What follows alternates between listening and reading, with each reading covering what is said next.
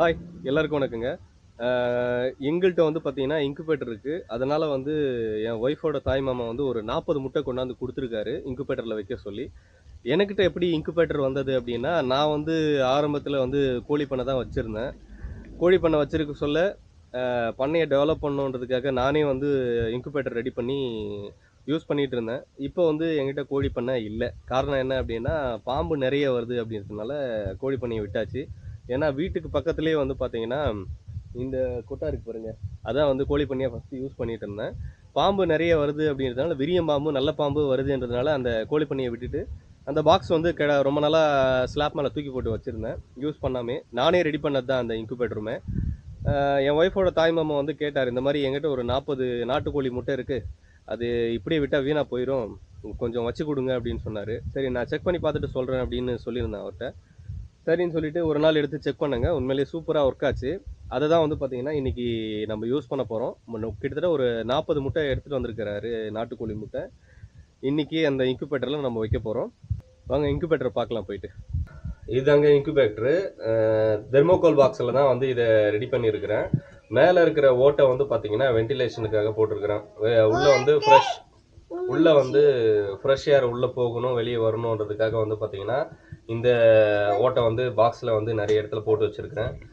இதுதான் வந்து பார்த்தீங்கன்னா உள்ளே வந்து நம்ம ஹீட்டை வந்து கண்ட்ரோல் பண்ணுறது. 38 டெம்பரேச்சர் வந்தால் வந்து ஆட்டோமேட்டிக்காக வந்து லைட்டு உள்ளே ஆஃப் ஆகிடும். திருப்பி குறையுதுன்ற பட்சத்தில் வந்து பார்த்தீங்கன்னா லைட்டு எரிய ஆரம்பிச்சிடும். இப்போ வந்து டெம்பரேச்சர் வந்து 27.1 இருக்குது. அதனால வந்து பார்த்தீங்கன்னா உள்ள லைட் எரிஞ்சிட்டு இருக்கு. இந்த வென்டிலேஷன் ஓட்ட வழியாக உள்ள தெரியுதுங்களா இல்லையா, லைட் எரிஞ்சிட்டு இருக்கு. இந்த பாக்ஸில் என்னென்ன இருக்குது அப்படின்னா, இந்த தெர்மோஸ்டாட் வந்து இருக்குது. அதுக்கப்புறம் வந்து பார்த்தீங்கன்னா உள்ள வந்து CPU ஃபேன் இருக்குது. எதுக்காக அப்படின்னா உள்ள வந்து டெம்பரேச்சரை வந்து எல்லா பக்கமும் வந்து ஈவனாக செலுத்துறதுக்காக அந்த CPU சின்ன ஃபேன் ஒன்று இருக்குது. லைட்டு, இதுதான் வந்து பார்த்தீங்கன்னா இன்குபேட்டரில் இருக்கிற விஷயம், வேறு எதுவும் இல்லைங்க. கரெக்டாக வந்து இது உள்ள முட்டை வச்சு 9 நாள் ஆகுதுங்க. ஒரு நாளைக்கு வந்து பார்த்தீங்கன்னா நம்ம 3 முறை அல்லது 4 முறை வந்து பார்த்தீங்கன்னா உள்ளே இருக்கிற முட்டையை வந்து திருப்பி விடணும். அதே மாதிரி ஹியூமிடிட்டி லெவல் வந்து கரெக்டாக மெயின்டைன் பண்ணணும். 50க்குள்ளே 30க்கு மேலே அப்படின்னு சொல்லிட்டு ஹியூமிடிட்டி லெவல் கரெக்டாக மெயின்டைன் பண்ணணும். அதே மாதிரி வந்து பார்த்தீங்கன்னா டெம்பரேச்சர் வந்து பார்த்தீங்கன்னா இதில் 38 வச்சுருக்கிறேன். 38 வந்து ஈவனாக வந்து இதில் இருந்துக்கிட்டே இருக்கும். 38 குறையிறப்போ ஆட்டோமேட்டிக்காக லைட் எரிய ஆரம்பிச்சிடும். இப்போ 38 இருக்குது இதில். அதனால் வந்து பார்த்தீங்கன்னா இதில் ஆஃப் ஆகிருக்கு லைட்டு. 37.4 இருக்குது டெம்பரேச்சர். இது வந்து தெர்மோஸ்டாட். இதில் தான் வந்து பார்த்தீங்கன்னா ஹீட்டை வந்து கரெக்டாக வந்து மெஷர் பண்ணி இதுக்கு காமிக்கும். 38 வர்றப்போ ஆட்டோமேட்டிக்காக இது வந்து லைட்டு உள்ளே ஆஃப் ஆகிடும். குறைஞ்சிச்சு அப்படின்னா திருப்பி லைட் ஏரிய ஆரம்பிச்சிடும். உள்ளே வந்து பார்த்தீங்கன்னா ஒரு CPU ஃபேன் ஒன்று ஓடிக்கிட்டு இருக்குது. உள்ளே வந்து ஈவனாக வந்து ஹீட்டை வந்து ப்ரொடியூஸ் பண்ணணும் அப்படின்றதுக்காக வந்து பார்த்தீங்கன்னா ஃபேன் ஒன்று உள்ளே ஓடிக்கிட்டு இருக்குங்க. இதுதான் வந்து பார்த்தீங்கன்னா ஹியூமிடிட்டி செக்அப் பண்ணுறதுக்காக ஒரு கடிகார மாதிரி ஒரு மீட்டர் ஒன்று வாங்கிட்டு வந்து வச்சுருக்கிறேன்.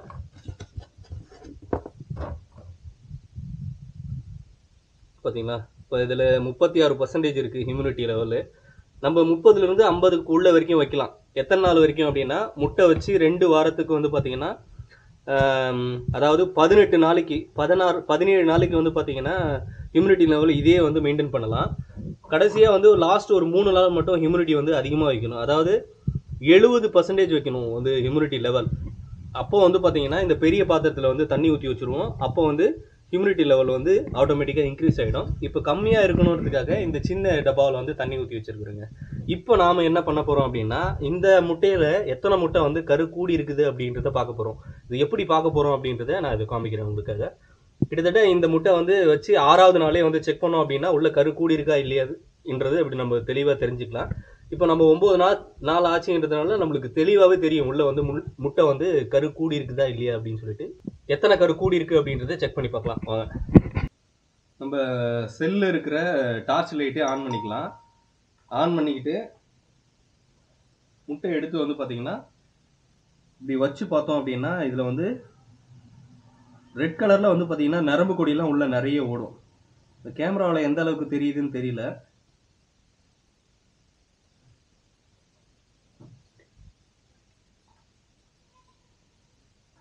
இப்போ தெரியலங்க, நைட்டில் நம்ம செக் பண்ணி பார்ப்போம்.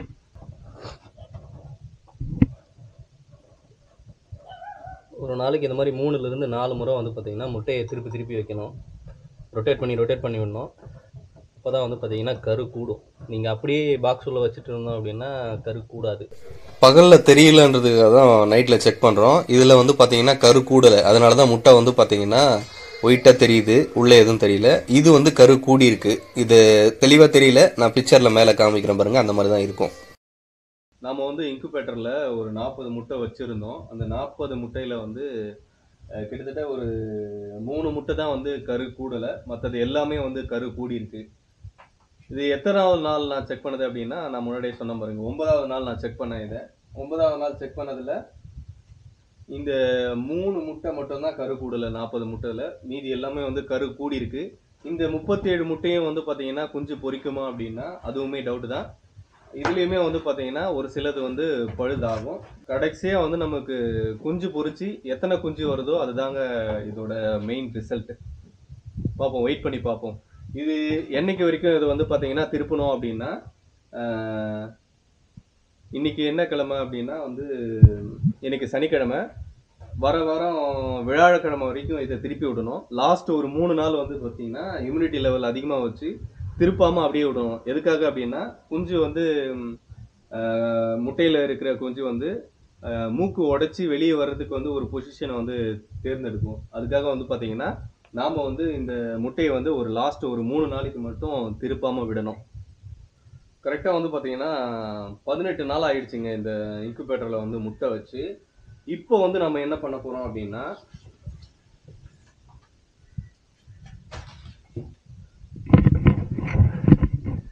ஹியூமிடிட்டி லெவல் வந்து பார்த்தீங்கன்னா இன்க்ரீஸ் பண்ணோம். டெம்பரேச்சர் வந்து அதே லெவலில் தான் மெயின்டைன் பண்ணோம்.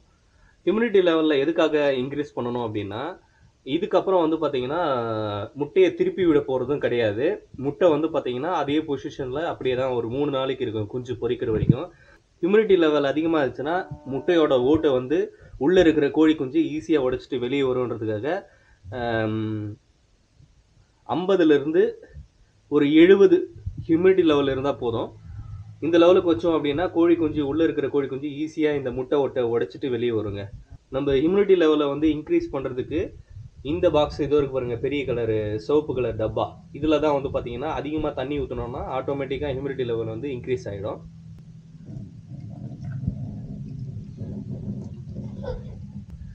நம்ம வந்து கரு கூடுறப்போ வந்து பார்த்தீங்கன்னா இந்த டப்பாவில் தண்ணி ஊற்றக்கூடாது. கரு வந்து கூடுறப்போ சின்ன டப்பாவில் தான் தண்ணி ஊற்றணும். பார்க்கலாம் இருங்க இந்த 3 நாளைக்கு அப்புறம். இன்னையோட வந்து இன்குபேட்டரில் வச்சு வந்து 20 நாள் ஆகுதுங்க. இப்போ எந்த ஸ்டேஜில் இருக்கு அப்படின்றத நம்ம இன்குபேட்டருக்குள்ள பார்க்கலாம்.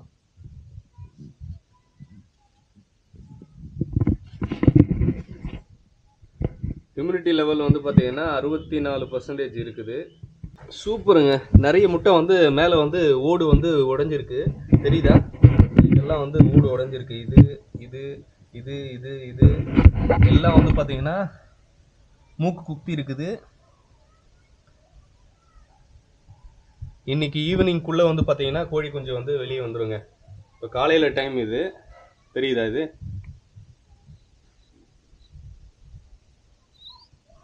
உள்ள கோழி குஞ்சு கத்துறதே கேட்குது பாருங்க. சூப்பராக இருக்குங்க இந்த அனுபவம். ரொம்ப நாள் கழித்து வந்து பார்த்தீங்கன்னா இன்குபேட்டர் வந்து ஆன் பண்ணி இதை ஒர்க் பண்ண வச்சேன்.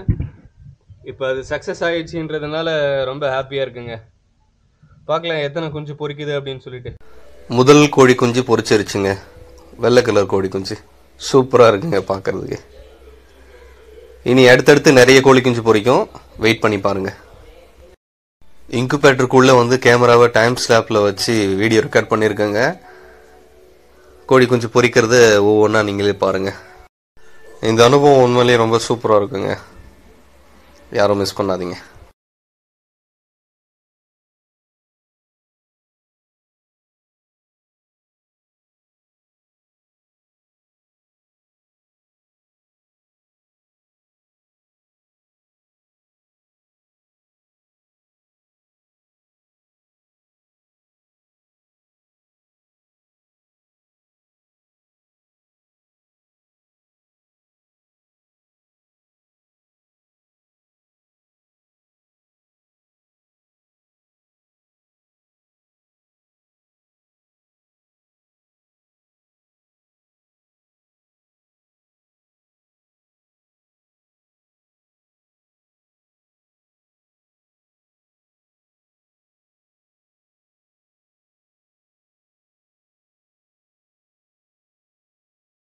அவ்வளோதாங்க. சரியாக வந்து பார்த்தீங்கன்னா 21 நாள் ஆயிடுச்சு.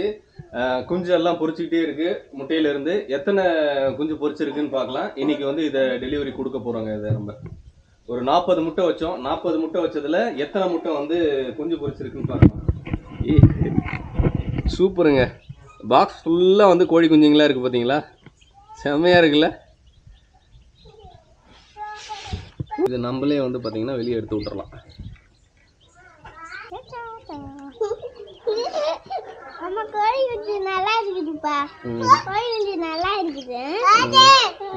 மொத்தம் வந்து பார்த்தீங்கன்னா 40 முட்டை வச்சதுல 10 முட்டை வந்து கரு கூடல, மீதி வந்து பார்த்தீங்கன்னா 30 முட்டை பிரிச்சிருக்குங்க.